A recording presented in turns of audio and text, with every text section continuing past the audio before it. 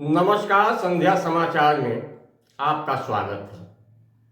साथियों, आपको याद होगा कि प्रत्येक जनपद में जिलाधिकारियों के नेतृत्व में उद्योग लगाने के लिए, फैक्ट्री लगाने के लिए तमाम एमयू साइन हुए, लेकिन वो एमयू जो साइन हुए आज तक धरातल पर नहीं उतरे। इसी तरह से प्रदेश में 40 लाख करोड़ का एमओयू हुआ, लेकिन धरातल पर नहीं उतरा। आज समाजवादी पार्टी के सुप्रीमो अखिलेश यादव ने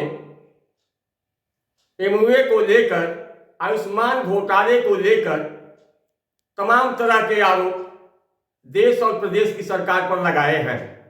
आइए विवेकानंद जी की जयंती के अवसर पर बोलते हुए पत्रकार वार्ता में अखिलेश यादव जी ने क्या कहा है, आप आगे उनके विचारों को सुने। और हाँ, एक निवेदन है, यदि आपने संध्या समाचार के यूट्यूब चैनल को अभी तक सब्सक्राइब नहीं किया है तो आज ही सब्सक्राइब करें, बेल आइकन को दबाएं। धन्यवाद। आज विवेकानंद जयंती के दिन हम सब स्वामी विवेकानंद जी को याद कर रहे हैं। कम ही ऐसे लोग हुए हैं जिनसे दुनिया में लोग इंस्पायर हुए हैं, उनसे प्रेरणा ली है। स्वामी जी ने अपने जीवन भर और इतनी कम उम्र में, दुनिया में कोई ऐसा व्यक्ति नहीं रहा होगा जिसने इतना बड़ा संदेश दिया हो। समाज को सुधारने के लिए, समाज कैसे आगे बढ़े और अपने विचारों से लोगों का जीवन कैसे बेहतर हो, उसके लिए लगातार स्वामी विवेकानंद जी काम करते रहे। आदरणीय उदय प्रताप जी ने जिस तरीके से याद दिलाया कि स्वामी विवेकानंद जी की जो स्पीच थी शिकागो की, उसको हम सब याद करते हैं। उस घटना को सबसे महत्वपूर्ण माना जाता है और लेखक ही नहीं, लीडर्स, भारत के पॉलिटिकल लीडर्स, दुनिया के और जो थिंकर्स हैं, उन्होंने भी इस बात की अपने भाषणों में, अपने लेखों में जिक्र किया है। और कहा जाता है कि जब स्वामी विवेकानंद जी स्पीच देने के लिए खड़े हुए तो उन्होंने जब ये कहा, sisters and brothers of America, न जाने कितनी देर तक तालियां बजती रही उनके स्वागत में। और जो उन्होंने संदेश दिया भारत का, भारत की परंपराओं का, भारत के धर्मों का, भारत की जीवन शैली को लेकर के, मैं समझता हूं दुनिया में कोई दूसरा उदाहरण और भारत का कोई दूसरा उदाहरण नहीं मिलता है। जहां उनके भाषण का एक हिस्सा मैं आपके साथ सामने पढ़ना चाहता हूं। उन्होंने कहा कि I am proud to belong to a religion which has taught the world both tolerance and universal acceptance. We believe not only in universal tolerance but we accept all religion as true. I am proud to belong to a nation which has sheltered the persecuted and the refugees of all religions and all nations of the earth.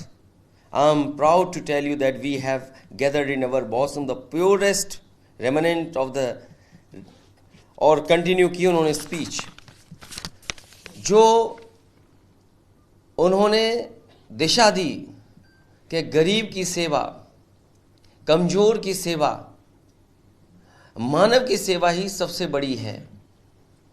और आज के माहौल में जो Bharatiya Janata party ने रास्ता अपनाया है वो समाज को बांटने का है, टॉलरेंस का रास्ता नहीं है। जो शिक्षा स्वामी विवेकानंद ने दी, यूनिवर्सल एक्सेप्टेंस की, वो रास्ता भारतीय जनता पार्टी का नहीं है। इसलिए आज के दिन जब हम स्वामी जी को याद कर रहे हैं, स्वामी विवेकानंद जी को याद कर रहे हैं, तो ये संकल्प लें कि उनके बताए हुए रास्ते पर, उन्होंने जो समाज की सेवा के लिए शिक्षा दी, उसको अपना करके और उनकी तमाम बातों को अपने जीवन में अनुकरण कर करके उस रास्ते पर चलने का काम करेंगे।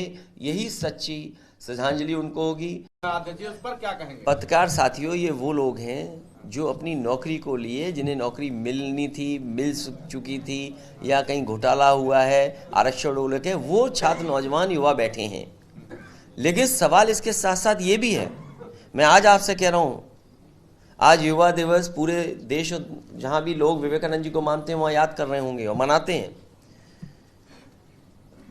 आने वाले समय में यही सरकार रही तो नौकरी मिल पाना सपना हो जाएगा। नौकरियां खत्म हो गई, नौकरियां नहीं है अब। जिस रास्ते पर भारत की अर्थव्यवस्था को भारतीय जनता पार्टी ले गई है, आने वाले समय में नौकरी का सपना भूल जाइए। उत्तर प्रदेश में इन्वेस्टमेंट मीट हुई, 40 लाख करोड़ के एमओयू हुए। बिहार में इन्वेस्टमेंट मीट हुई, वहां भी कुछ एमओयू हुए हैं। बंगाल में भी कुछ एमओयू हुए हैं। हाल ही में तमिलनाडु में, जहां द्रविडियन वे ऑफ गवर्नेंस को बधाई देकर के आए प्रधानमंत्री जी, और ये भी कह आए मेक इन इंडिया का अगर कहीं सबसे अच्छा उदाहरण देखने को मिलता है तो वो द्रविडियन वे ऑफ गवर्नेंस से ही दिखाई देता है। तमिलनाडु में एमओयू साइन हुए, इन्वेस्टमेंट मीट हुई है। तो सोचिए आपके उत्तर प्रदेश को क्या मिल रहा है, आपको क्या मिल रहा है। इसलिए आने वाले समय में हम अपने नौजवानों को कहना चाहते हैं कि ये आज के समय पे जो नौकरियां मिलनी है, डिलीवरी बॉय बन गए आप, कोई अमेज़ॉन में काम कर रहा है, कोई रेस्टोरेंट में काम कर रहा है। सोचिए कैसी अर्थव्यवस्था बन गई है कि हमारे पढ़े लिखे नौजवानों को जो पढ़ाई करके डिग्री हासिल करें अच्छे से अच्छी, उनको क्या नौकरी, डिलीवरी बॉय की नौकरी दी है। समाजवादियों की सरकार जब भी बनेगी, उन्हें सम्मान का रोजगार देने का काम समाजवादी लोग करेंगे। और आज के दिन याद रखना आप लोग, नौकरियां का रास्ता बीजेपी ने हमेशा के लिए बंद कर दिया। अखिलेश जी गारंटी की बात करते हैं आयुष्मान कार्ड के नाम पर। अभी कैंसर पीड़ितों की मदद की बात हो रही थी। तमाम बड़े हॉस्पिटल, पीजीआई, एम्स, वहां पर जब आयुष्मान कार्ड धारक जाते हैं तो उन्हें दवाएं मिलने में, यहाँ तक कि इलाज मिलने में भी दिक्कतें आ रही हैं। आयुष्मान में तो है ही घोटाला, वो सब सामने आया है। आधी अधूरी भी मदद करती है सरकार, पूरी मदद नहीं करती है। कैंसर इंस्टीट्यूट जिसको बन करके तैयार हो जाना चाहिए, गरीबों को फ्री इलाज मिलता। आज के समय के हिसाब से जो मशीनें होनी चाहिए, जिस तरह का आधुनिक इलाज होना चाहिए, इलाज के साथ साथ जो दवाई होनी चाहिए थी रिसर्च इंस्टीट्यूट में, वो भी इन्होंने आधी अधूरी छोड़ दी है। तो इस सरकार से कोई आप उम्मीद नहीं कर सकते। ये गारंटी उसी तरह की घंटी है जिस तरीके से आपको कोरोना में ताली और थाली बजवाई थी। ये गारंटी किसानों की आय की दोगुनी के लिए क्यों नहीं है? जब आपने ये कहा कि किसानों की आय दोगुनी होगी, तो आय दोगुनी के लिए गारंटी क्यों नहीं है? आज एक वीडियो में देख रहा हूं कि कुछ नौजवान मिलकर के एक शटर को खोल रहे हैं गाजियाबाद में। शटर को खोल लिया और आगे क्या हुआ होगा तो वो तो बात की रिपोर्ट आएगी, उसमें पता लगेगा। लेकिन सुनने मारा चोरी हो रही है। आजकल चोरी की छोटी छोटी घटनाएं इतनी हो रही जिसकी आप कल्पना नहीं कर सकते। तो जो लोग गारंटी दे रहे थे जीरो टॉलरेंस की, क्या कानून व्यवस्था जीरो हो गया इनकी? जो करप्शन की गारंटी दे रहे थे कि जीरो टॉलरेंस करप्शन होगा, इतनी लूट उत्तर प्रदेश में कभी नहीं हुई होगी जितनी भारतीय जनता पार्टी की सरकार में हो रही है। इसलिए गारंटी इनकी घंटी है। सरकार पिछड़े, दलित, अल्पसंख्यकों के साथ इसी तरह भेदभाव करने का काम करेगी। पूरा बजट डाइवर्ट कर देंगे किसी शहर की तरफ, किसी आयोजन की तरफ। और ये जितने भी हमारे पिछड़े और दलित और अल्पसंख्यक भाइयों का बजट जो काटा जा रहा है या कम किया जा रहा है, और अगर पंथ हॉस्टल का बजट काटा गया इलाहाबाद में, स्कॉलरशिप या और सुविधाओं को देने वाली जो बजट थी, तो ये सब कहीं ना कहीं इवेंट में जा रहा है, आयोजनों में जा रहा है। तो इससे बड़ा धोखा संविधान को क्या हो सकता है? हमारे लोकतंत्र में इससे बड़ा धोखा क्या हो सकता है? बाबा भीमराव अम्बेडकर जी के सपनों को तोड़ने का इससे बड़ा काम क्या हो सकता है? डॉक्टर राममोहन लोहिया के सपनों को तोड़ने का काम यही है कि पिछड़े, दलित और अल्पसंख्यक और आदिवासियों का बजट काट दो, उनका कम कर दो। है जो समाजवादियों ने एक्सप्रेस वे बनाया, क्या देश में उससे अच्छा एक्सप्रेस वे बनाया? और जो एक्सप्रेसवे समाजवादियों ने बनाया था, उसी की वजह से प्रधानमंत्री सड़क पर उतर पाए हरकुलिस विमान से। क्या उनके पास कोई ऐसी डिजाइन या टेक्नोलॉजी है? आप किसी मोहल्ले में चले जाओ, समाजवादियों का दिया हुआ लैपटॉप आज भी चल रहा है। जो एम्बुलेंस है, जो एम्बुलेंस चल रही है, वो आज भी चल रही है। पुलिस को जो सुविधा दी डायल 100 की, वो आज भी चल रही है। ये बताएं इन्होंने क्या किया है? भाई डायल 100 में क्या सुधार लाए, एम्बुलेंस में क्या सुधार लाए? क्या गरीबों को इलाज मिल रहा है अस्पतालों में? क्या जिला अस्पतालों में वो संसाधन, वो दवाई, वो मशीनें हैं क्या जिसमें इलाज हो रहा है? आप पूरा बनारस में पता कर लीजिए, आज प्राइवेट अस्पताल फल फूल रहे हैं, प्राइवेट नर्सिंग होम फल फूल रहे हैं, लेकिन हमारे जो गरीबों के सरकारी अस्पताल है उनको दुर्दशा कर दिए पैदा। सर बीते कल बीजेपी बांट के ही राज करती है। बीजेपी ने अंग्रेजों से सीखा है, बांटो और राज करो, तो वो तो बांट के राज कर रहे हैं, अंग्रेजों से सीखा है। इसी तरह हमको बांट देते हैं कभी किसी नाम पर। लेकिन सबसे बड़ा सवाल ये है, क्या बनारस क्यूटो बन गया? क्या मां गंगा साफ हो गई? जिस काम को समाजवादियों ने वर्णा को साफ करने का फैसला लिया, क्या वर्णा साफ हो गई? ये जो बिजली आज आ रही है 24 घंटे, आपके सबसे बुजुर्ग बीजेपी के नेता होंगे, आप पूछिए जो भूख हड़ताल पे बैठे थे। मैंने सदन में भी कहा, प्रेस के लोगों के सामने भी कहा कि उस समय समाजवादी पार्टी ने 24 घंटे बिजली देने का काम किया था। आज उत्तर प्रदेश की जनता ने प्रधानमंत्री दिया, सबसे ज्यादा लोकसभा जिताया। क्या बिजली का कोटा उत्तर प्रदेश का बढ़ गया?